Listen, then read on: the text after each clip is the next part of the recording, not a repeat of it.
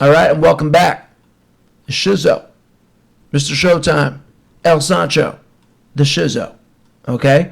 And this video is a state of the New York football Giants through 6 weeks. Okay? This is after their Sunday Night Football loss to the Cincinnati Bengals in one of the most frustrating games in recent memory. Absolutely crazy. You know, the experience as a fan watching this team, experiencing two total polar opposites within one game for 3 hours. With the defense totally fired up, totally pumped up, and then the offense comes onto the field and it's the complete opposite feeling as a fan. You go from being as high as you possibly can be as a fan when the defense is on the field, and then you go to the lowest of the low that you could possibly feel as a fan when the offense is on the field. That was the story for me. I just couldn't believe what they were putting me through watching that game. Okay, and that brings up a lot of things I want to talk about today. Like I said, this is a state of the New York Giants through 6 weeks. And then also I'm going to be profiling certain players in this video, okay, and what I think is going on and what I think should be going on and all that stuff, okay. So let's get right into it. The state of the New York Giants is this, as I see it, okay. The Giants are in a very interesting position, particularly concerning Brian Daboll, head coach Brian Daboll, okay? Brian, it's going to be interesting to see how all of this unfolds for the rest of the year. Because if Brian Daboll can just keep things, this is not going to be a good season. This is not going to be a pretty season, okay? But if things really unravel, then Coach Daboll's gone. He's out of here. But if he can maintain, some sense of, some sense of team, or maybe a better way to say it is, if this team doesn't unravel, if he can prevent the team from unraveling, he's going to be back next year. So that's going to be something interesting going forward for the rest of the season to see if Coach Brian Daboll can prevent the team from completely unraveling. If he could do that, then he's going to be back next year with a new quarterback. Because Daniel Jones is done. He's cooked. Everybody sees what he is now. We're not gonna win with him. We can't win with him. It's never gonna happen. It's never gonna work. It just is what it is. And I've seen people, say some things, and some people have made some good points, like, Daniel Jones played a good game the week before versus the Seahawks, right? Played a great game. But boom, next week, right back to normal. Right back to regular old Daniel Jones. The Daniel Jones we all expect to see every Sunday, basically. The Daniel Jones we don't want to see, but we know is coming. So he's going to give us games where we're like, oh, maybe this is it. But no. The very next week he's going to go back to the same old thing. Maybe he'll have 2 good games. But Daniel Jones is what he is. He's just... and this video isn't even going to be that much on Daniel Jones because, we are going to discuss him a little bit, but, it is what it is. We all know. And so to me, that's interesting, right? So we will be seeing how all of this unfolds. Again, if it completely unravels, then Daboll's gone. But if he can prevent it from unraveling, where the defense is playing and people are still, giving effort, and they're still out here playing and fighting, then I expect him to still be here, and then with a new quarterback next year. Okay. All right. Now let's move on to the next thing. The next thing I want to talk about is culture. Okay, the culture of the New York Giants. We do not have the right mindset. We do not have a winning culture. What I mean by that is that a lot of that is on Brian Daboll. Okay, Brian Daboll, he needs to learn that coaching just isn't about X's and O's. It's about understanding the team, the psychology. It's about understanding how to push these guys and motivate them, knowing how to do it, when to push them, when to motivate them, when to, that's something that Coach Bill Parcells was a master at. And then we've seen Bill Belichick use very similar methods to motivate his teams. Okay? Brian Daboll has not shown that he has that ability. Really, not yet. Does he have that ability? I mean, you thought maybe he had that ability in his first year, but then the second year completely erased everything. Last year was so atrocious that it completely erased the first year. Okay? And so a lot of this culture thing, of course, falls on Daboll. Is he able to motivate the team beyond the X's and O's? Does he know how to get these guys prepared and in the right mindset?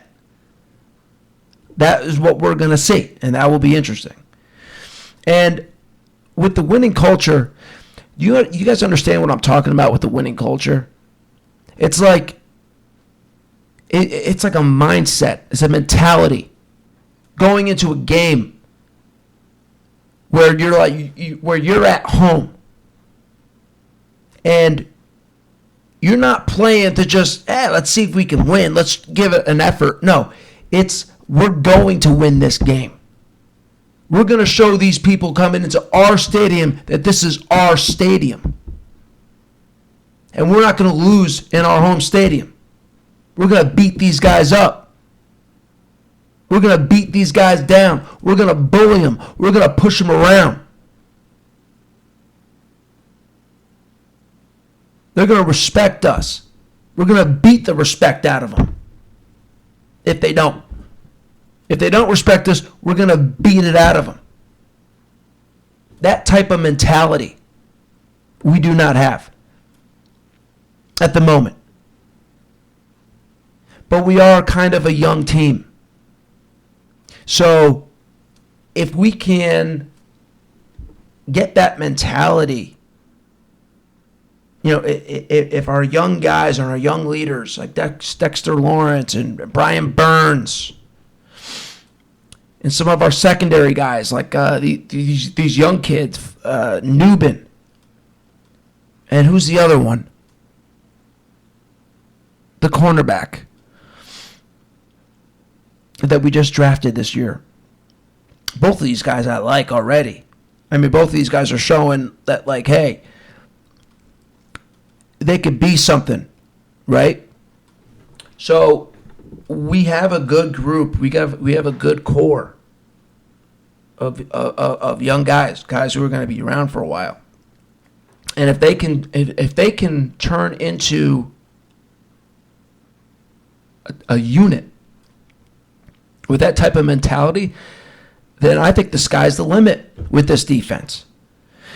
Now, the offense has a long way to go. A long, long, long way to go. They have no mentality. I mean, they get on the field and it's like they're either going through the motions, the offense has a long way to go. A long way to go with with coming to the game with the proper mentality. It's not just about showing up and just going through the motions and you giving it your best effort. No, it's like, having a sense of urgency, having a sense of, we're going to get this done. We're going to do this. We're going to take this ball. We're going to drive it down the field. We're going to put it in the end zone. The offense is so far from having that mentality, and that's what it's going to have to take. That's what it's going to take for us to win these games.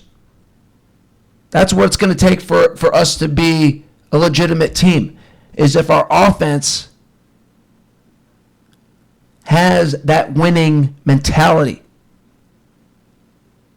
It's not just X's and O's. It's not just talent. It's mental. It's mental as it is anything else. And if you don't have the right approach, you're not going to get anywhere. You're just going to be the same old team that we've been seeing for the last 10 years.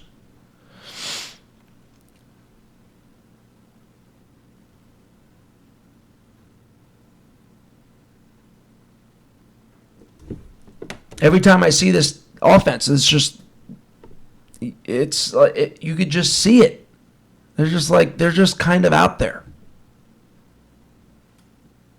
So that needs to fucking change, and we need fucking leaders on the offense. And we don't have any leaders on the offense. Not one.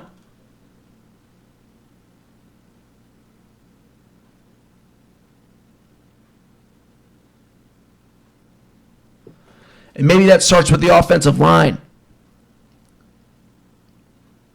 Because on the offense, that's the most seasoned veteran group out there.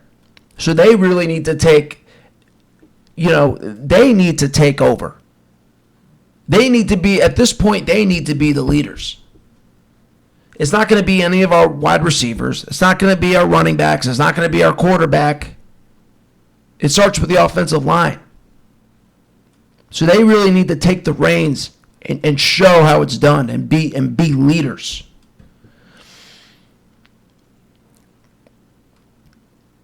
And it starts with that. And then hopefully as the next couple of years go on, these other players at the skill positions, they can start stepping up as leaders too.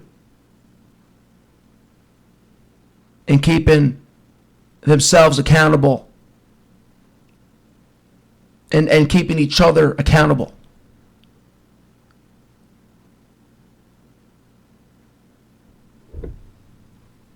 Malik Neighbors is great. He's a talented guy, but he's going to have to take the wide receivers and motivate them and become the leader of the receivers.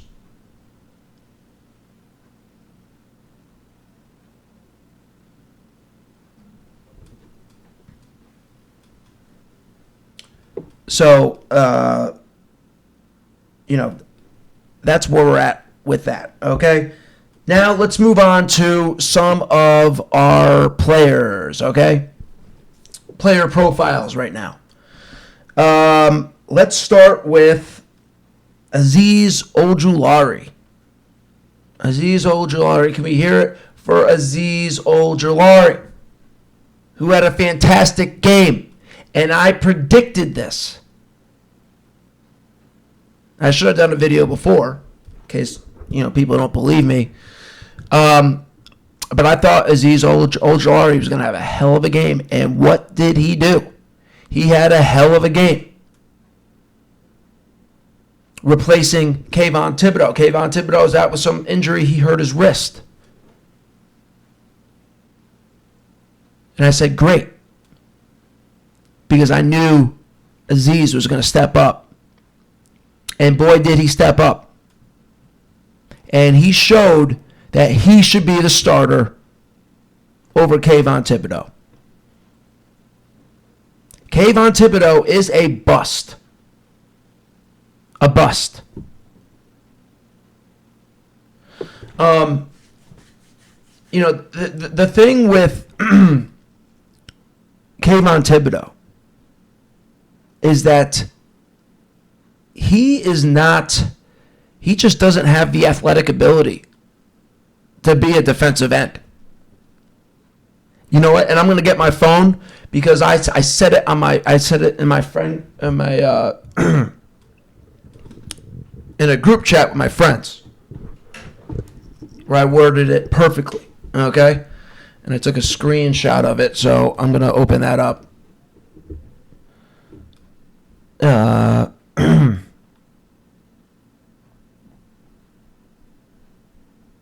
Because I couldn't say it any better than I did in the chat, so I'm just gonna bring that up here. Oh, motherfuckers, what it's not? I don't fucking have it? Are you fucking serious? No fucking way.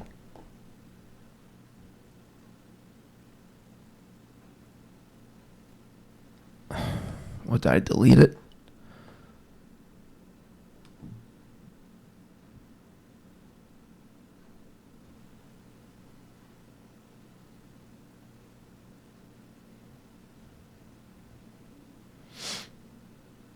I worded it absolutely perfectly.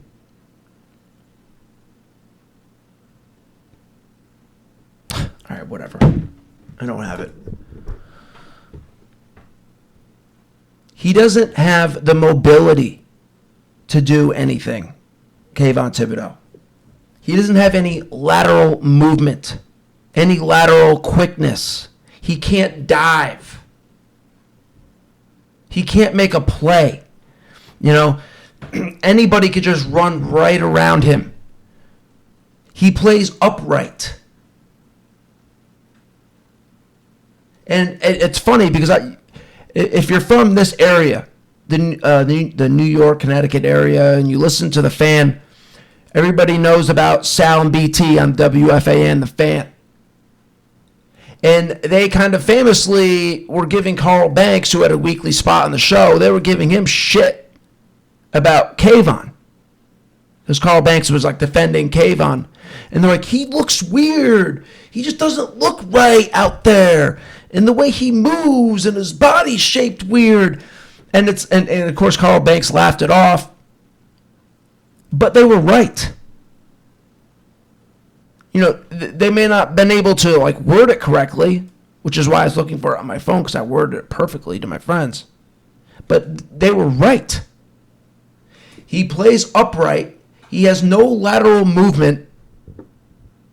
He can't get down and like, you know, boom, you know, make a play. Make a play. He cannot do it. You see people all the time just run right around him. And he's like, oh, he looks so awkward. He does not have ability. He doesn't. And it's time we understand and recognize what Kayvon Thibodeaux is, and that's a bust. So when I heard he was out, I was excited for Aziz because I just knew he was going to have a hell of a game. And he sure did. And he proved that he should have his fucking spot. And luckily, Kayvon's out for a few more weeks. Aziz is going to continue to show why he should be the starter.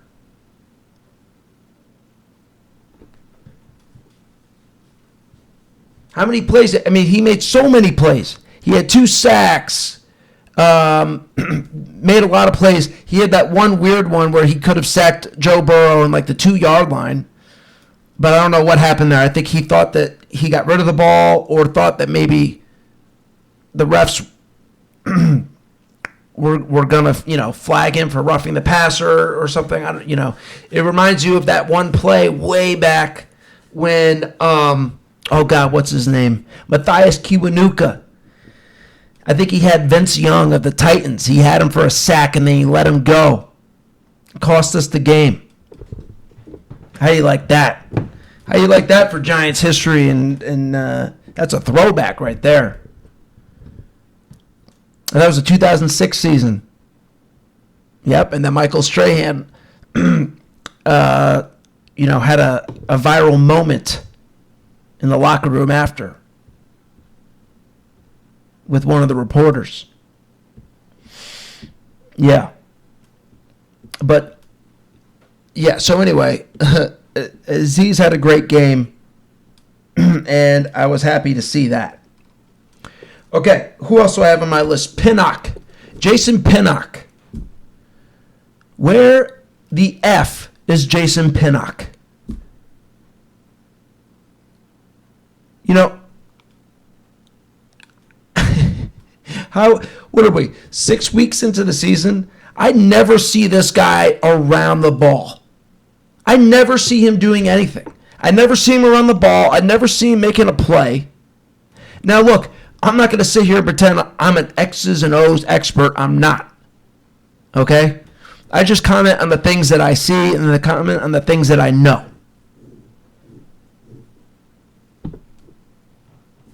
So I don't know exactly what he's doing. All I know is that he's never around the ball.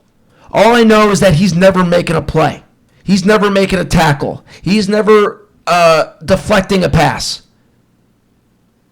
He's never intercepting the ball. Now, is it possible that he's doing his job so well that teams are avoiding him? I guess. But I doubt it, but I guess. Is it possible that he's doing his job within the system so that other people are open to make a play? That's possible. But all I know is that Jason Pinnock is nowhere to be seen, basically. The only time I saw Jason Pinnock 2 times in this game. One is that he kind of dove at somebody and hurt himself and he was out for a little bit.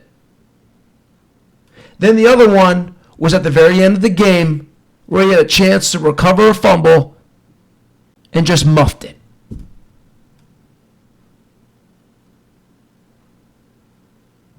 But here we are 6 weeks in, and I know Jason Pinnock is playing. I know he's out there, but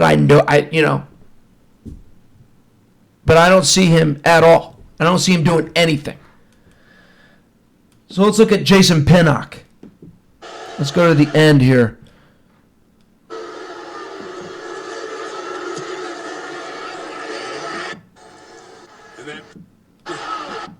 I should have had this queued up, but I said, whatever. He's been doing all night. This Giants defense just fought and fought. Okay, so it was before this. Front there. Inside run. They'll score more than 10. Escaping. Oh, this is it. He's going to throw it downfield. Okay, it's right after this play. On the sideline. Can you hear this? Yosivash. Feet down. Why is the volume so low? 37-yard line. Giants 1 timeout and the 2-minute warning. Okay, so there's a fumble. McFadden causes the fumble. Here's Jason Pinnock right here. Let's see what he does.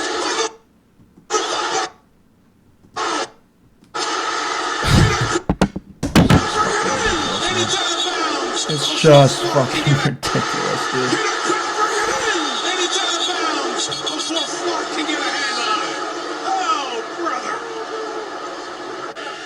Look at that number right there.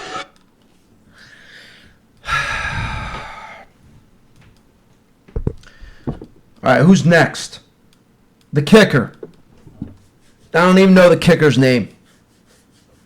I don't even know his name, but it's like, let's see when he missed the field goal. See if we can find that.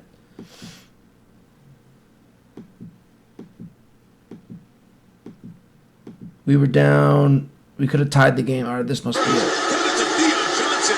Nice play by Jones and the rookie Johnson. 82. Jones deep. 5 was going to bring some. Hawk is known Here it in is. hunting circles as a very good holder. Look at this. Oh, it looks great. As a very good holder. It looks, and then it just, They didn't think it would be a problem today. because of the wind. The field goal is no good.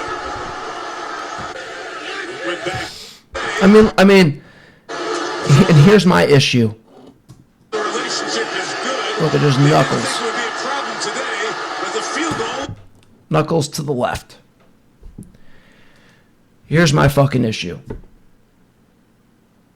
This is the problem that I have with this. Do you think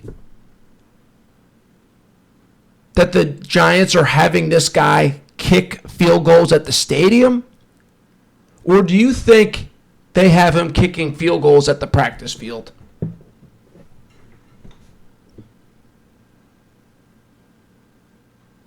That's the question. It's a very simple question.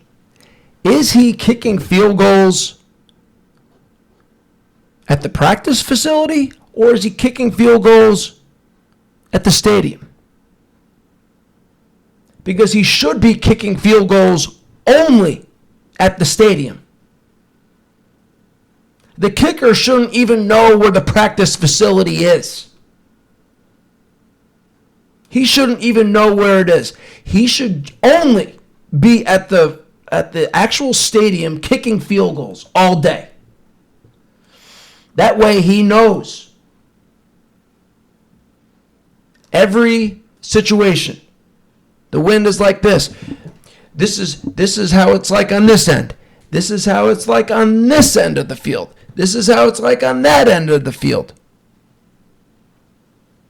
Under these specific circumstances, the wind is like this, the wind is like that. Getting to know the field, getting to know the environment. Getting yourself prepared for whatever the environment is.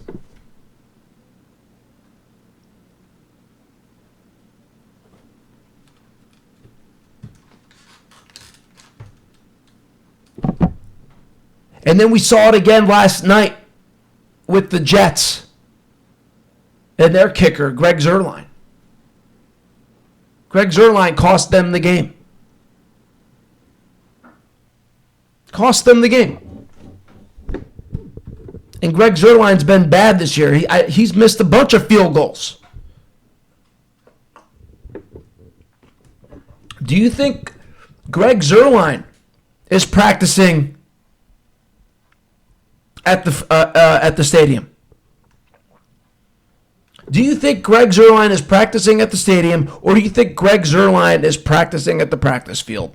I guarantee you he's practicing at the practice field, and there's no reason he should be doing that.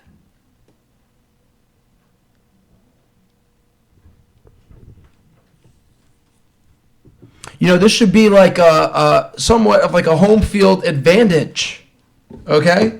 There should be some type of home field advantage.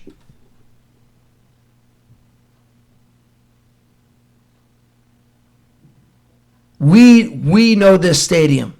We know the ins and outs.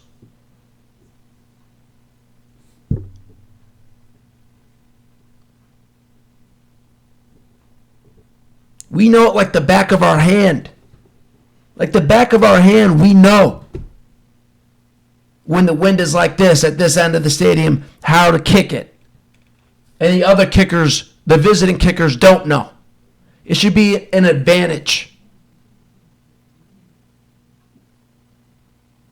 But both of these franchises, because they've been so dumb recently,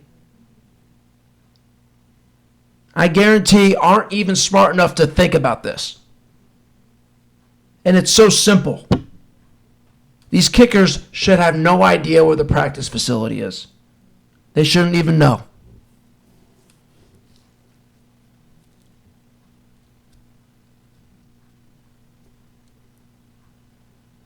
You know, you go back to 1986, New York Football Giants, the NFC Championship game, the Giants and the Redskins.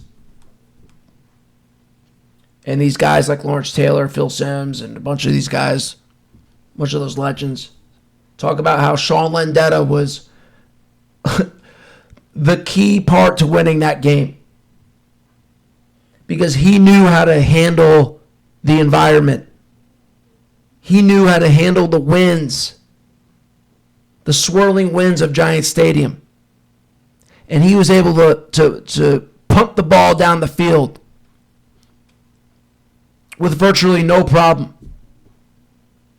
And the visiting kicker, the Redskins kicker, didn't know how to handle it. And he was kicking like 10-yard punts. He just couldn't deal with it. But Sean Landeta, our opponent at the time, he did. And he was the reason for the victory that day. They all say it. Taylor, Sims, all those legends.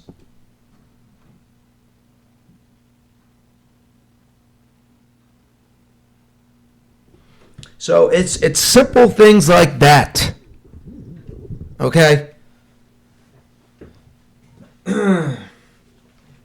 What else? Jalin Hyatt. Jalin Hyatt. A lot of us, I was included in this last year in particular. Why are we not getting this kid the ball? Just get the ball in his fucking hands. Let him do something. Get him involved. And then I started seeing things, very little things that I didn't like, when we were targeting him.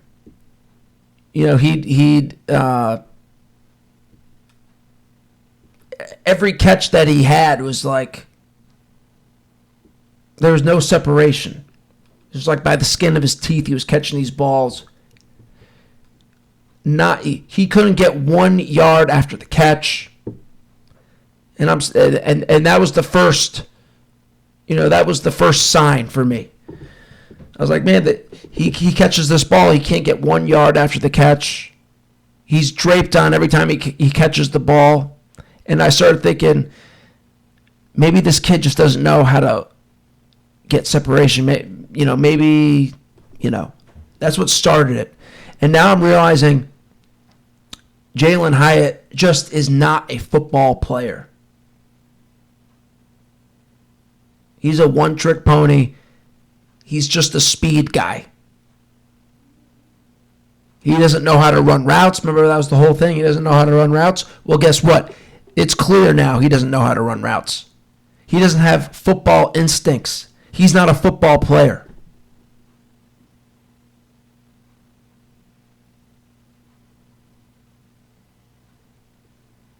Daniel Jones throws that ball up to him last night, and this was a great example. Let's see if we can find this play. Let's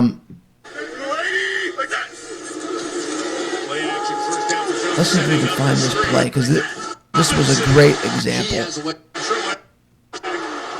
Let's try to think. This was in the second half for sure.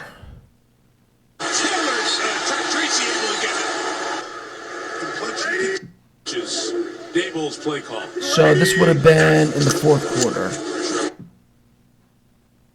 Let's go to the fourth quarter. Tried to hold up, just could not. I'm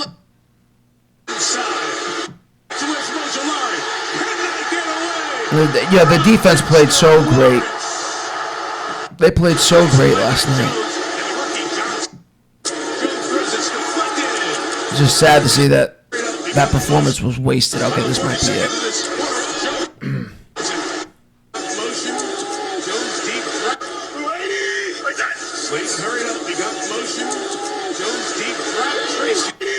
They're not going to show it.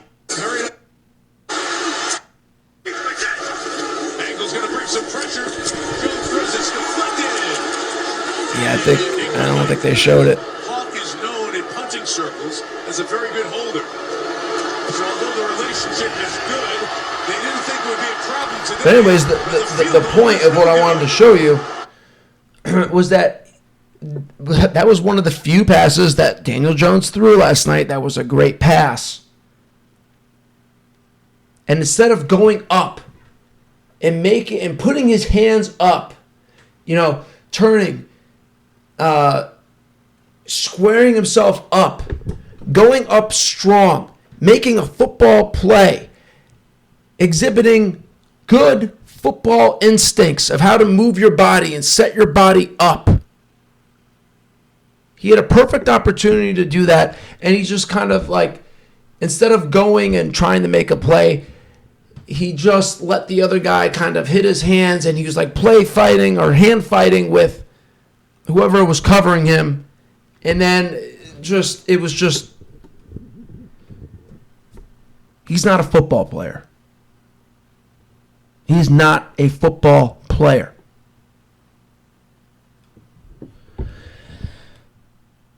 Okay, so that's that. And then Daniel Jones, of course.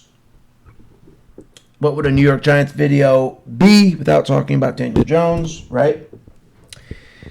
I was watching the game with my friend. I watched the first half with my friend. And, it was so funny. We're just watching the game, and I'm pumped up because of the defense. And then he sees me watching the offense, and I'm hunched over. I'm like down. I'm like, oh my God, I just can't.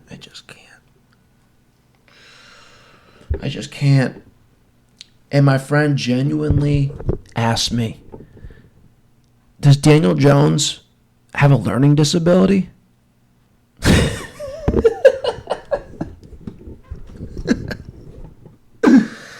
He genuinely asked me, does Daniel Jones have a learning disability?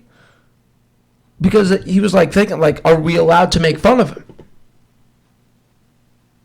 Are we allowed to make fun of Daniel Jones? And it was just so funny how sincere he was when he asked me that question.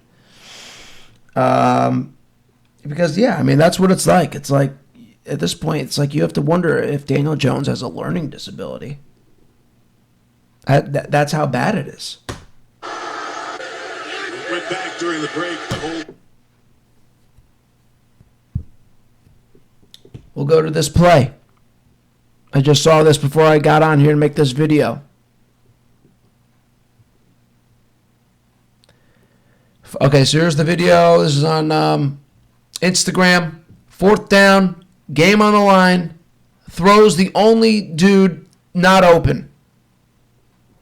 Throws to the dude, or whatever. Bad English.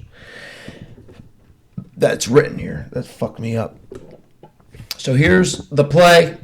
We're watching this guy. This is the tight end. I believe this is Theo Johnson, one of our draft picks this year out of Penn State. All right. And now watch how open he is. Look at this.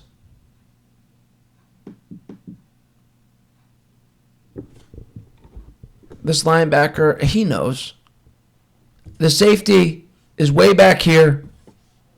This guy knows DJ ain't he ain't about to look anywhere else. He's just going to go for the closest, most simple option.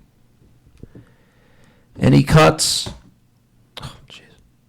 And he cuts and gets right in the way. Oh, there's two guys open. One here. I don't know, maybe that's Wandale. But the play was right here. Should have been the Theo Johnson. Look. I mean, Daniel, maybe you can do a quick pump fake. Get this guy to bite right here.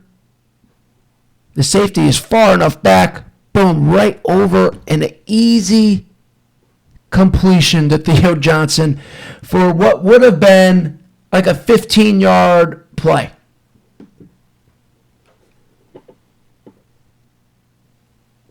This would have been 15 yards. Just right over. Oh my God. Instagram, fix your fucking shit, dude.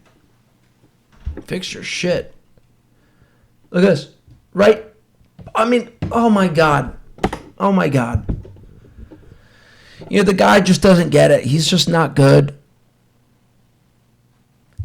And, I guess the one good thing is that after this year, we won't have to deal with Daniel Jones again.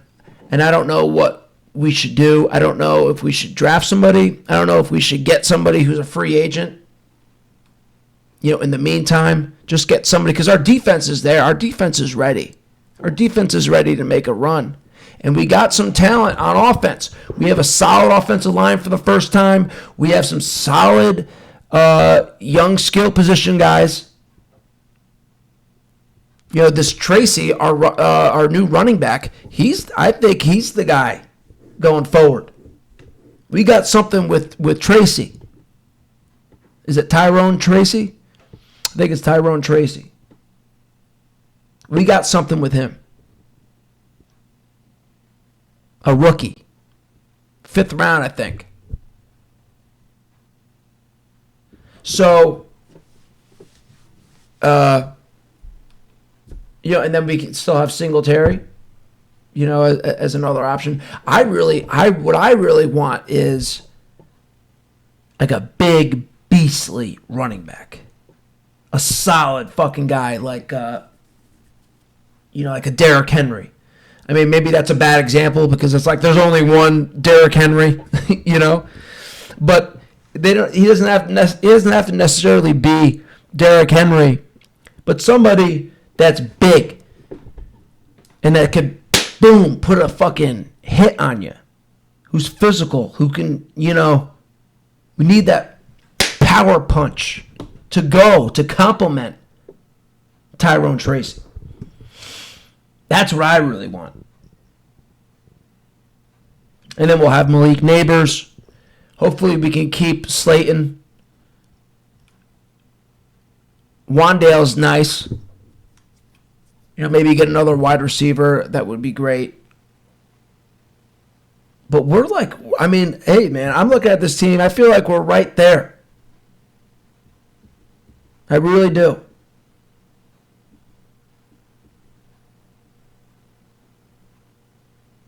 But I think it's obviously the biggest thing we need is a quarterback. And again, I don't know what makes sense yet. Obviously we'll get there when we get there. If it makes sense to both draft a young quarterback that has the mental capacity to understand what to do and develop him, and also bring in some type of free agent. Some veteran.